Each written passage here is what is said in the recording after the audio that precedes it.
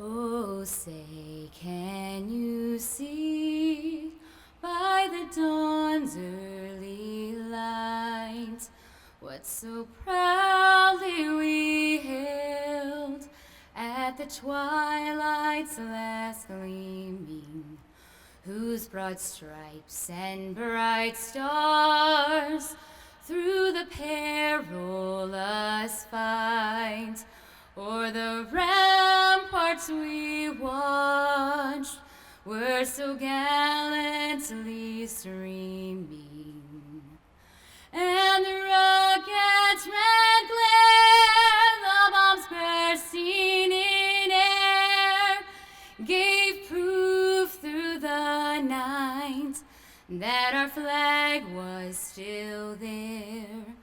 Oh, say, does that star-spangled banner yet wave o'er the land of the free and the home of the brave?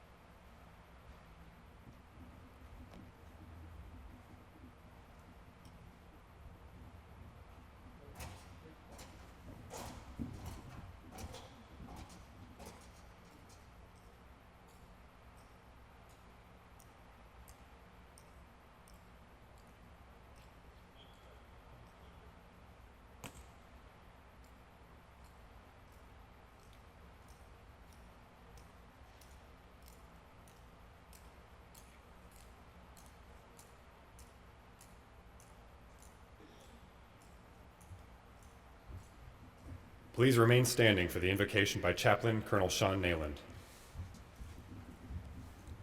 Let us pray. Almighty God, creator of the universe, we give you thanks for your great love and mercy shown towards us. We've gathered to celebrate the grand opening of this facility and dedicate this new building of the National Museum of the Air Force.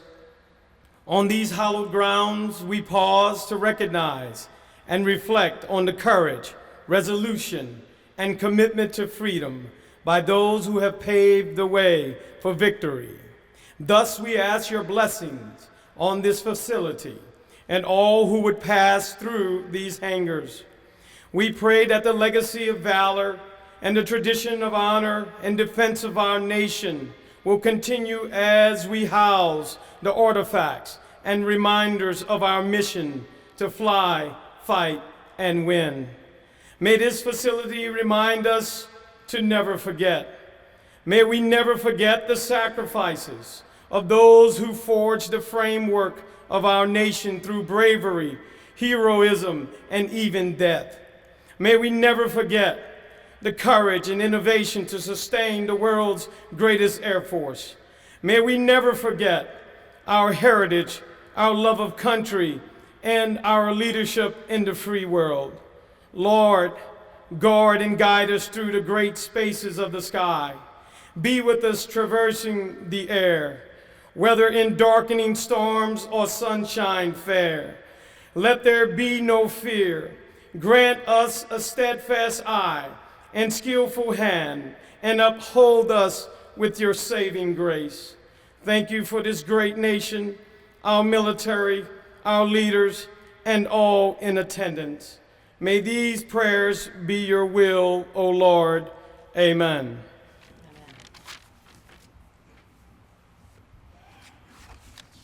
Thank you, Chaplain Nayland. Ladies and gentlemen, please be seated. We are honored to have many distinguished guests at today's ceremony, including leadership of the United States Air Force, national and local civic, corporate, and leaders, and the Air Force Museum Foundation and several of their contributors, whose generous gifts made this new building possible. Additionally, we'd like to recognize the proclamations that have been presented to the museum for the grand opening. We will have them on display during the reception at the information booth near the building entrance. At this time, we also welcome our distinguished stage party. As a reminder, please hold your applause until all introductions have been made. The Secretary of the Air Force, the Honorable Deborah James, Chief of Staff of the United States Air Force, General Mark Welsh, U.S. Representative of Ohio's 10th Congressional District, the Honorable Michael Turner, the Chairman of the Air Force Museum Foundation Board of Managers, Mr. Phil Soucy, and Director of the National Museum of the United States Air Force, Lieutenant General Jack Hudson, U.S. Air Force retired. Please join me in a round of applause for our distinguished guests.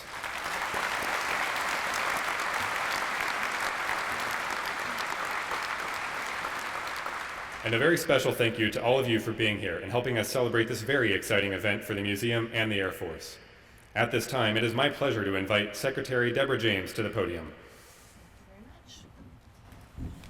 Thank you very much, Lieutenant, and to General Welsh, Chairman Turner, Chairman Soucy, and General Hudson. Thank you very much. And ladies and gentlemen, welcome, welcome, welcome to your National Museum of the United States Air Force.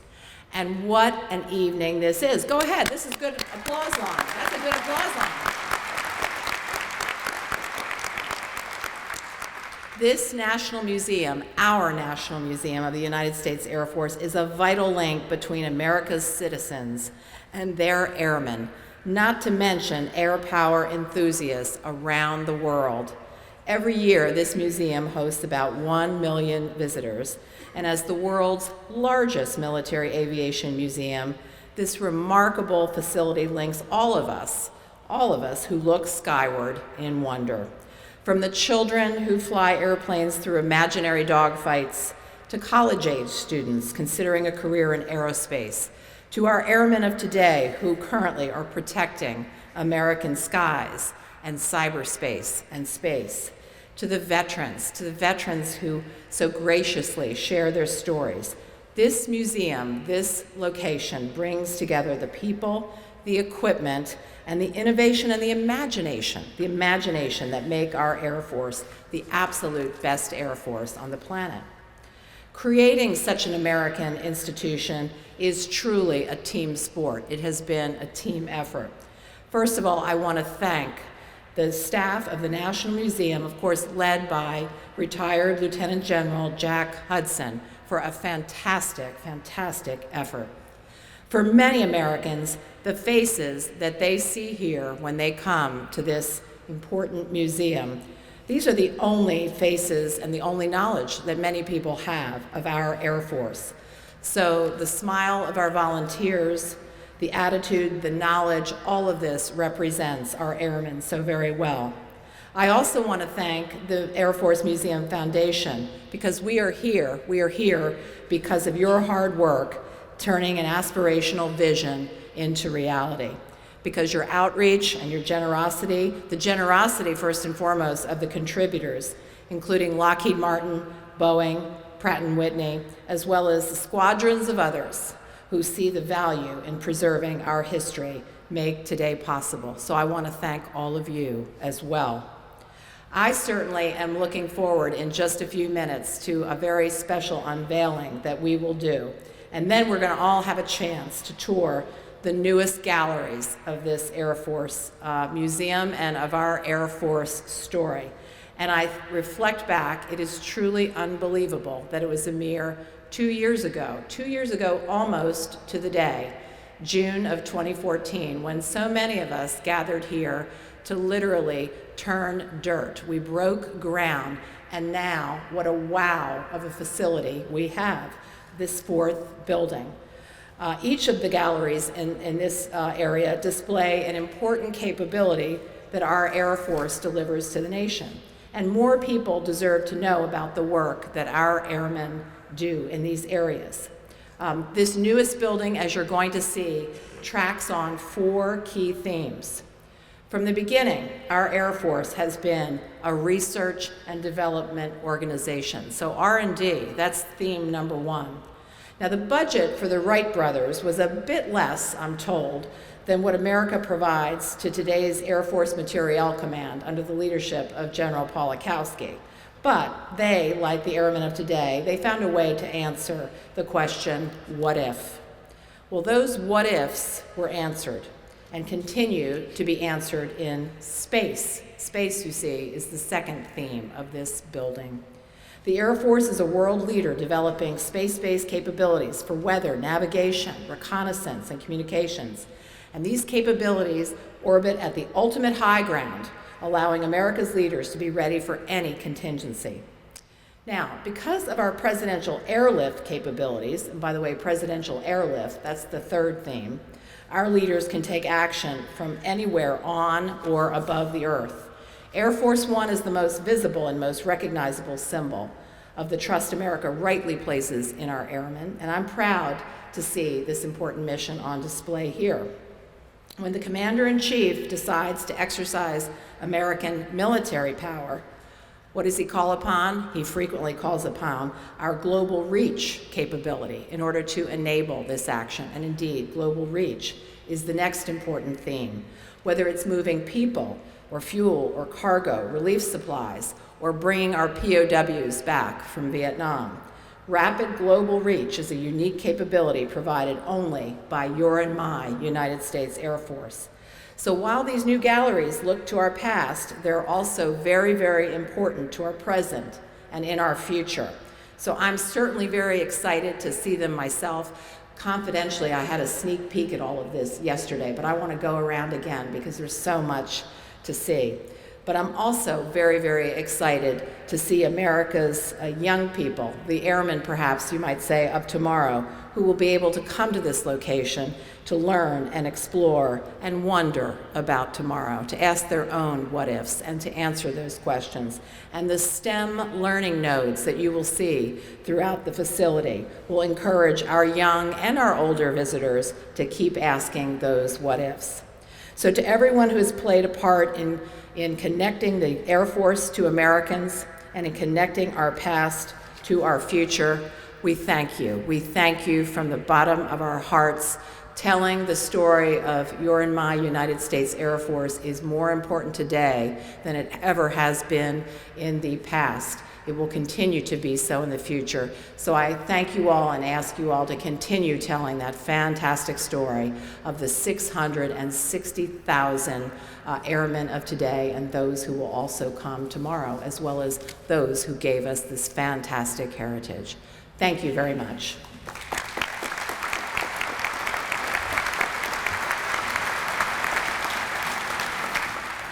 Thank you, Secretary James. Next, please welcome General Mark Welsh to the podium.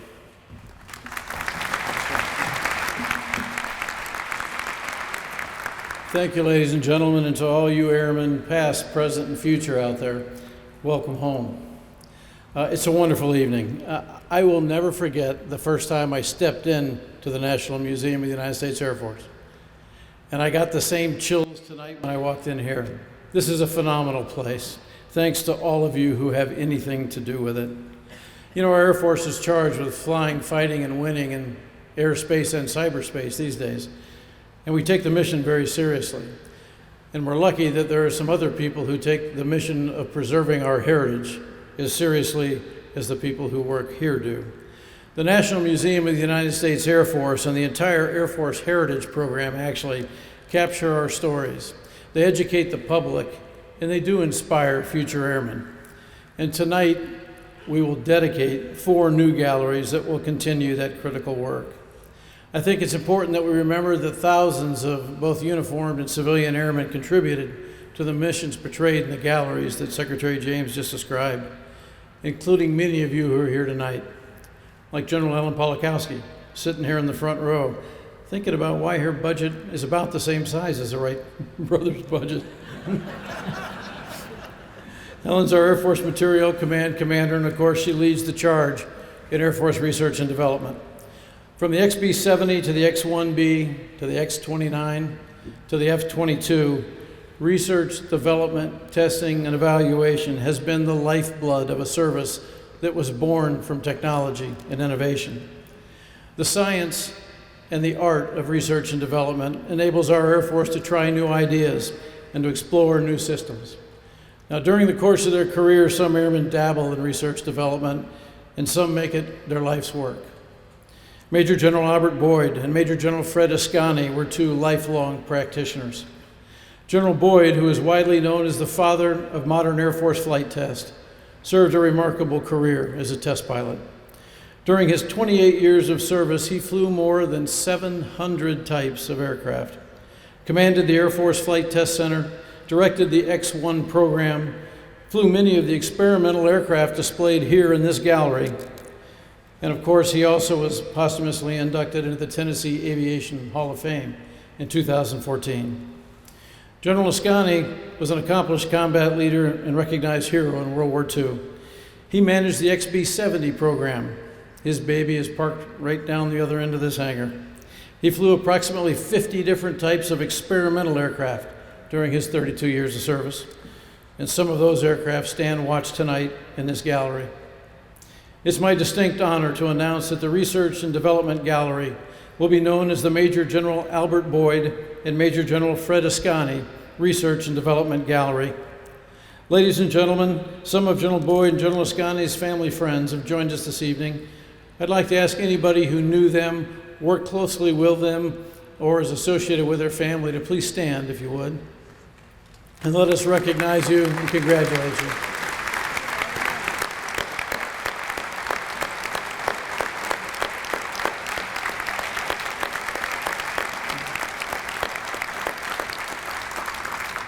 Thank you so much for joining us. It wouldn't be the same without you here. And congratulations. General John Hyten is seated right down here next to Ellen Polakowski.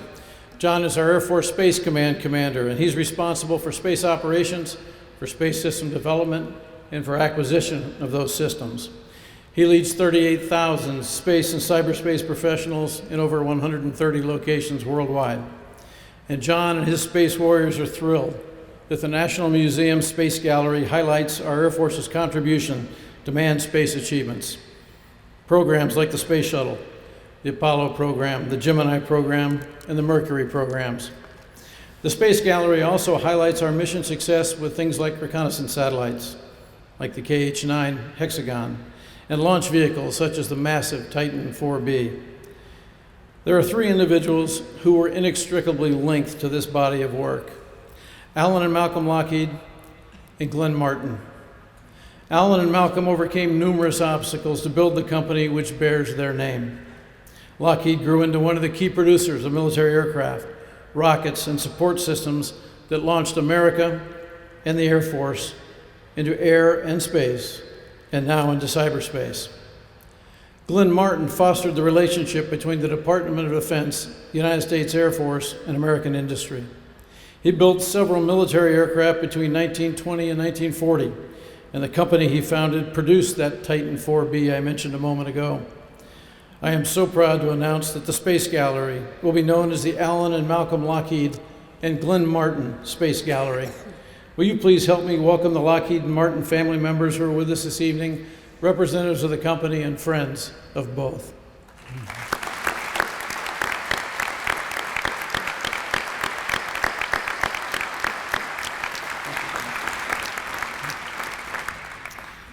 General Dewey Everhart is seated over here in this section as well. Dewey is our Air Mobility Command commander and leads our dynamic and demanding special air mission. And there's no higher visibility, no more no-fail mission than transporting the President of the United States. The Presidential Gallery aircraft reflect the most prestigious symbol of the President's office, and I believe they embody the foreign and domestic goals of the President, the government, and the citizens of the United States of America. There are 10 presidential aircraft on display in the gallery. The Sacred Cow is one of them. The Sacred Cow carried President Roosevelt to Yalta during World War II. It was also on board the Sacred Cow that President Truman signed the National Security Act of 1947 and established an independent United States Air Force. Columbine 3 is also here. That's the aircraft that President Eisenhower named after Colorado's state flower and traveled aboard for 6 of his 8 years in office. And SAM 26,000 served President Kennedy and ultimately carried his remains from Washington to Dallas after he was assassinated in November of 1963.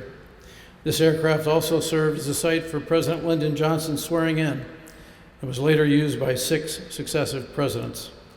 SAM 26,000 is no stranger to this museum. She flew President Nixon here to dedicate the first building in 1971.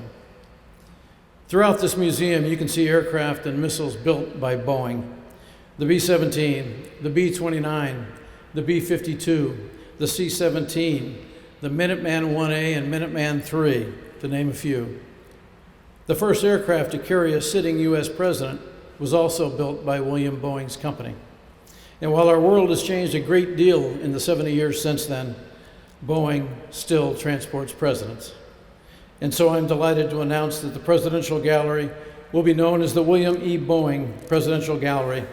Will you please help me recognize Mr. Boeing's legacy and welcome the representatives from his company.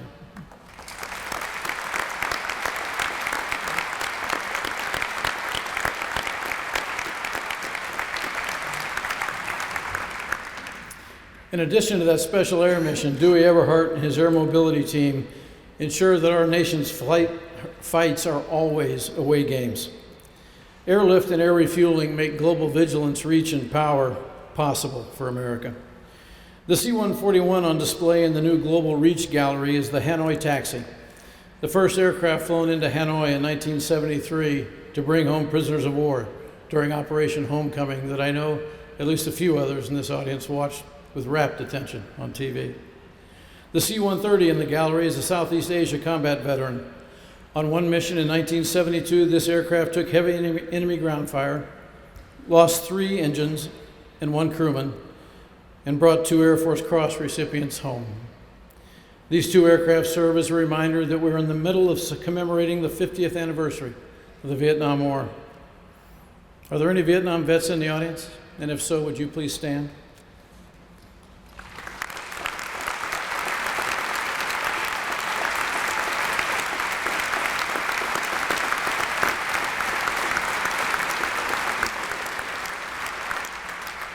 Ladies and gentlemen, thank you for your patience. Your hero's welcome is long, long overdue.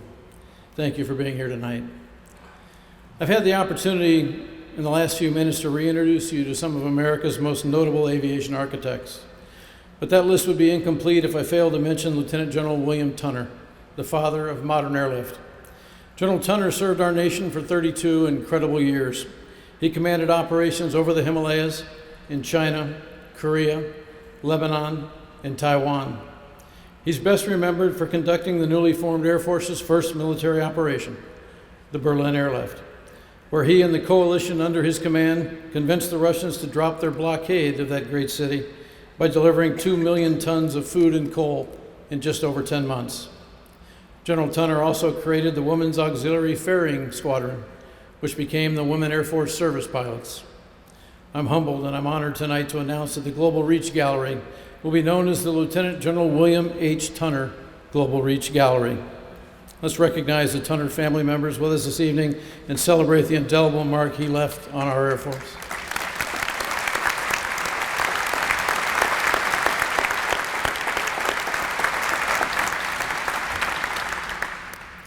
Thank you to everyone who contributed to bringing the concept for this fourth building to reality. I'm confident the history you've captured here will inspire countless generations of airmen, scientists, technologists, engineers, artists, mathematicians, and anyone who cherishes freedom. This is a sacred place. This is our museum. It reminds us of ideas fulfilled, of dreams realized, of missions accomplished.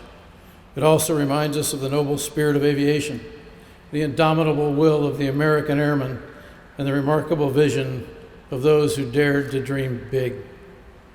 While you're here, please take a moment to remember the men and women who first braved the wild blue yonder, and those who continue to follow them there and beyond. Thank you for being here.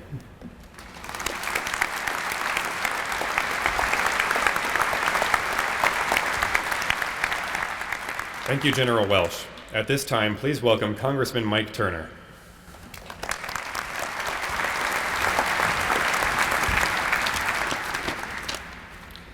Thank you.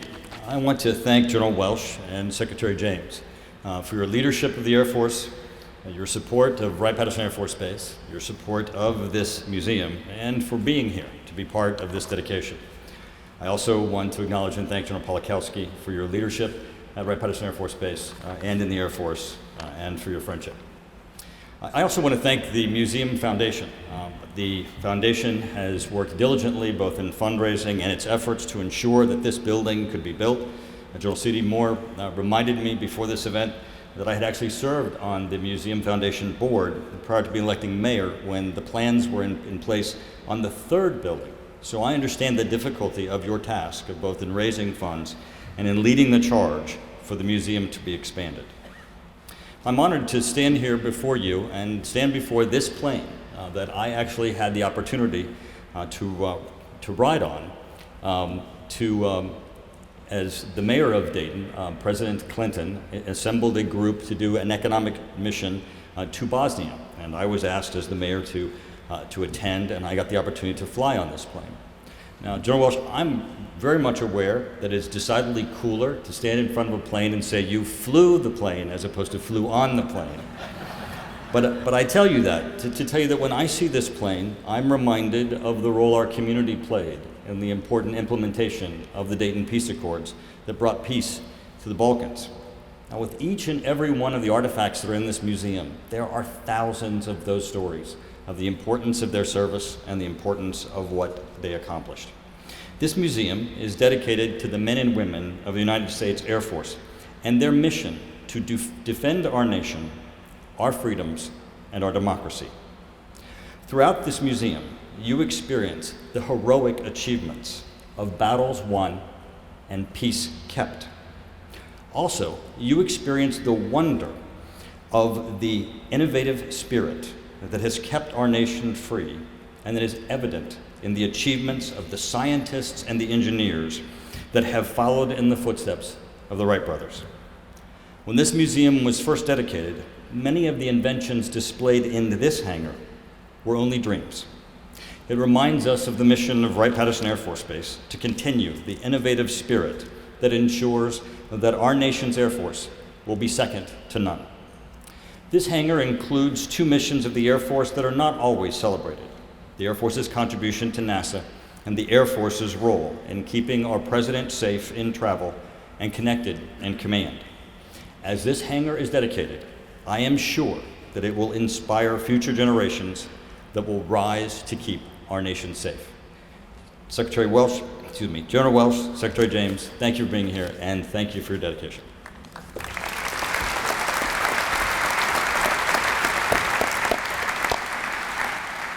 Thank you, Congressman Turner.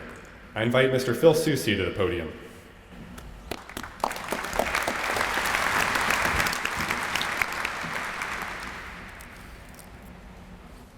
Well, I'm especially fortunate and proud to be serving as the chairman of the Air Force Museum Foundation Board of Trustees during this grand opening. It's a real honor to do that. On this milestone evening, I'm compelled to tell you a little bit about how the Air Force Museum Foundation was born. It was the fall of 1960, and Dayton was in danger of losing the Air Force Museum. Having outgrown its temporary space, the museum was being courted by several communities around the country. One evening, 3 men sat around a dinner table, as they frequently do, but these folks had a mission, and they talked about their mission to keep aviation history in the community in which it was born.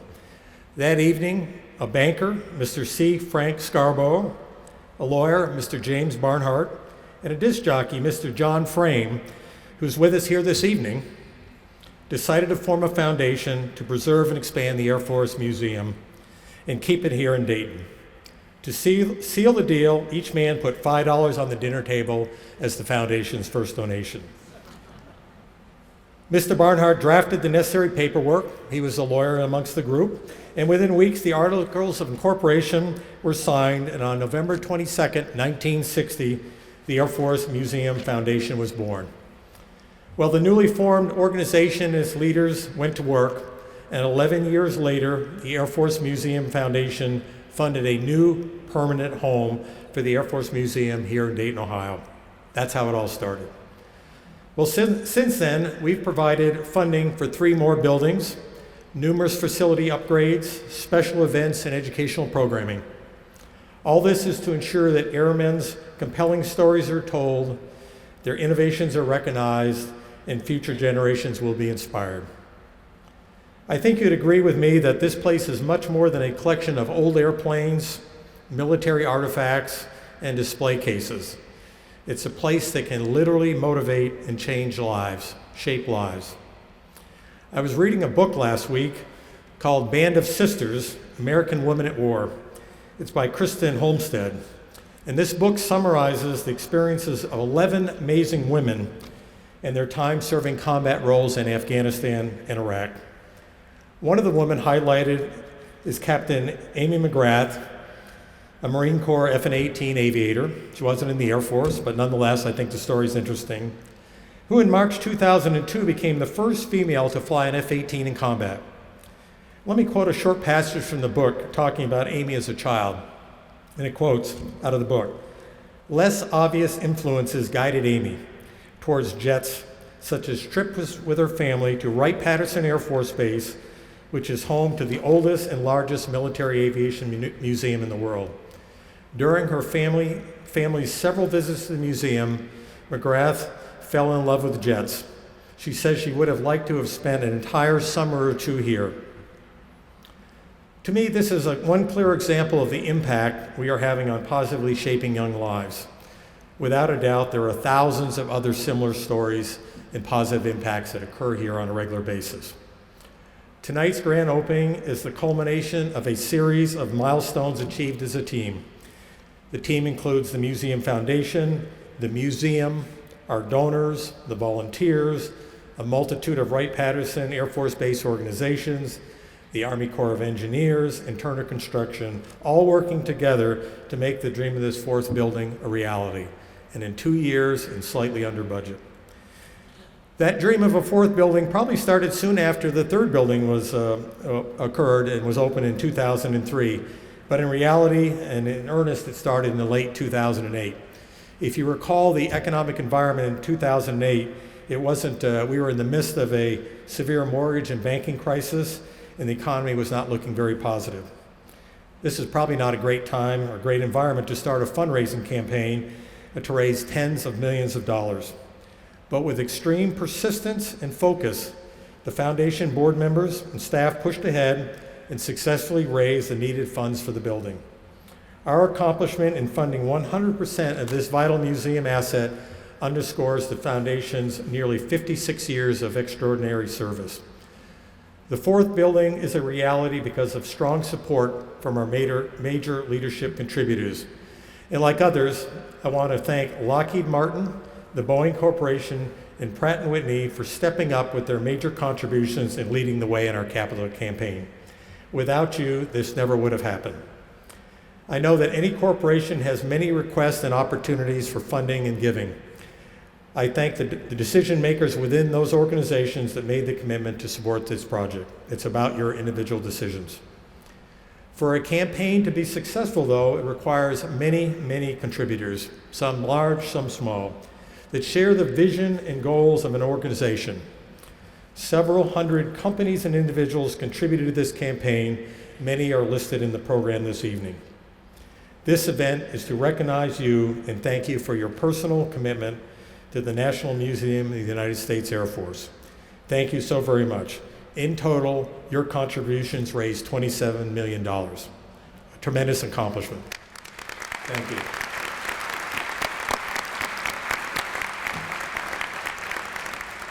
But that wasn't all of the fundraising requirements. In addition, I want to thank every shopper in our gift store, every diner in our cafes, every person that rode a simulator or saw a movie. Each dollar of income from these business opportunities went directly to the $40.8 million gift that was made to the Air Force to allow the fourth building to become a reality. Thank you as well. I also want to applaud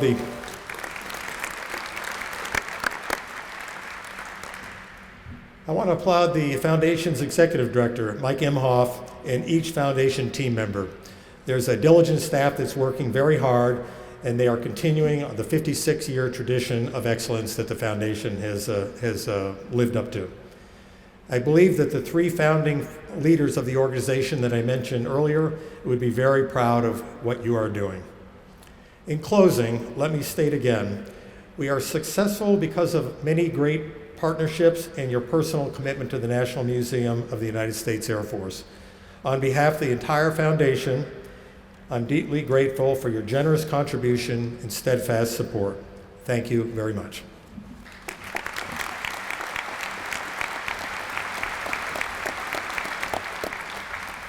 Thank you, Mr. Soucy. Please welcome Lieutenant General Jack Hudson to the podium.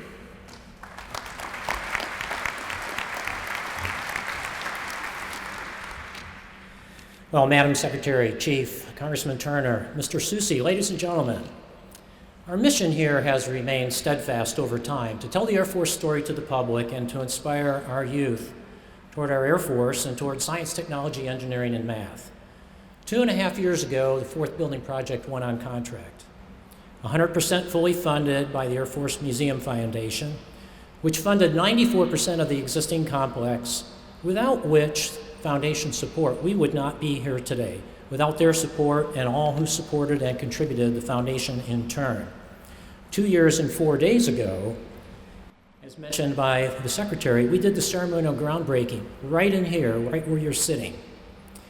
So we knew it would take two major efforts to pull this off once the funding was raised by the Foundation. First off, we needed to build a building, keep it on schedule, and keep it underneath the budget. And secondly, to then fill it, to do everything that was needed to clean, prepare, ready all the artifacts that you see here, move them, install signage, railings, get the floors clean, do everything you have to do to make this just right, adjust the lighting, all the things it takes to make for success.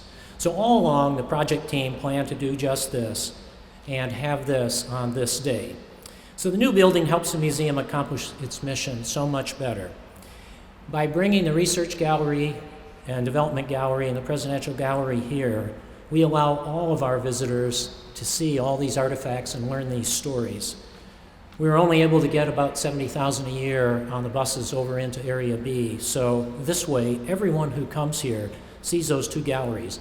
By bringing these four large transports in, the C-141, the 130, the C-119, and the C-82, we get them inside so we can take the right care of them for the long haul. Plus, we've opened them up. So the 130, the 141, and the C-82, you can get inside, walk through them, see how they were designed, how were they built.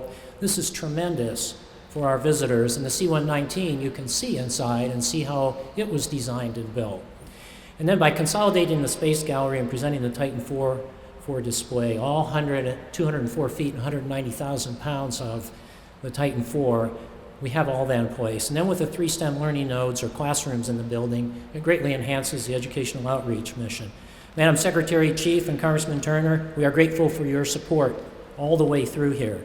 Our museum staff did a great job of working with all who were part of the project to do all the cleaning, the preparation, the movement of more than 70 aircraft and missiles in here over the last 9 months. We had to redo all the plexiglass in the 4 presidential transports. It was old, it was cracking, it was yellowing. It all had to be redone. It was thoroughly and superbly done. We put the plexiglass and protective interiors in the 130, the 141, the C-82, all superbly done by staff and volunteers. All the cleaning, the never have been done before horizontal presentation of a Titan IV. So when you see it back there, all the engineering and the innovation it took to figure out how to do that with such a large launch vehicle, all was done just right. And it looks great and will be just fine for the long haul. So staff and many of our volunteers helped with all this, and also our volunteers helped plan out our needs for volunteers in this gallery and with the rest of the complex as we move forward.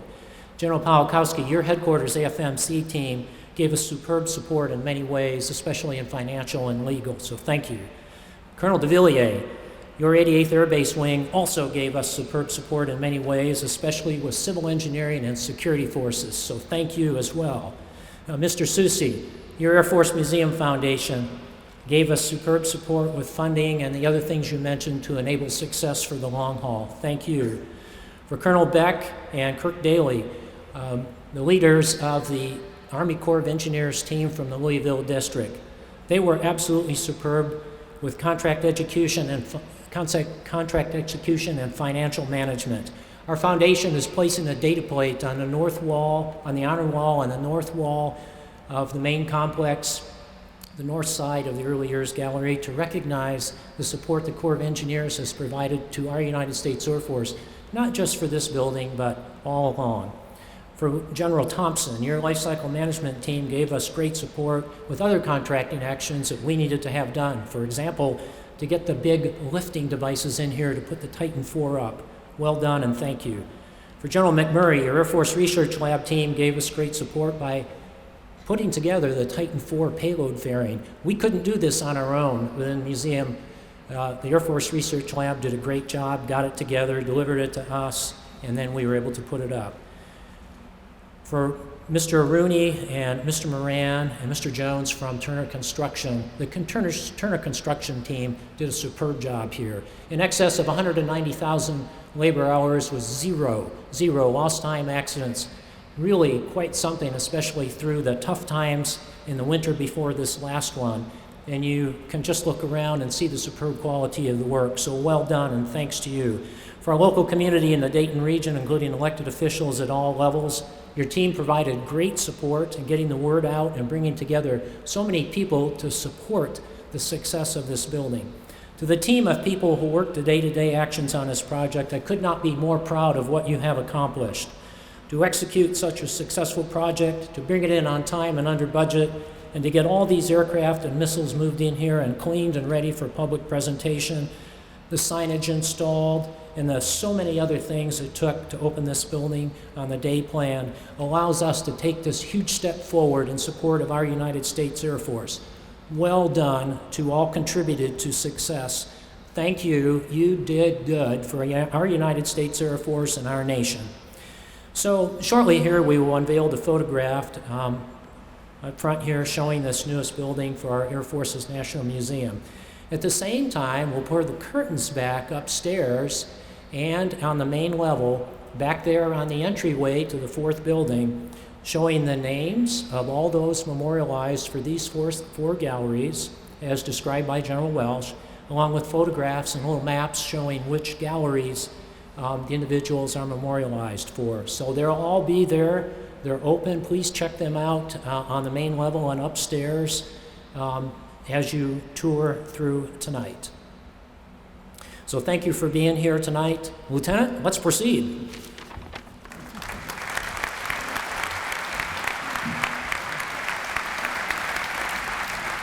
Thank you, General Hudson. Please remain seated as our stage party departs the stage to officially unveil the photo of the new museum complex. While our stage party gets in place, I would like to tell you about the musical piece you will hear following the unveiling.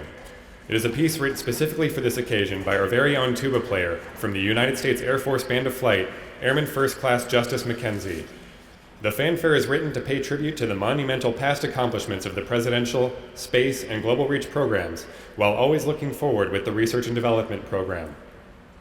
Tonight, the National Museum of the United States Air Force fanfare receives its world premiere by Wright Brass from the United States Air Force Band of Flight. Please enjoy. Since our stage party is in place, for the unveiling, I will give a countdown of 1, 2, 3, followed by the command pull. Ready? Please take the Remove Before Flight streamer in your hand. 1, 2, 3, pull!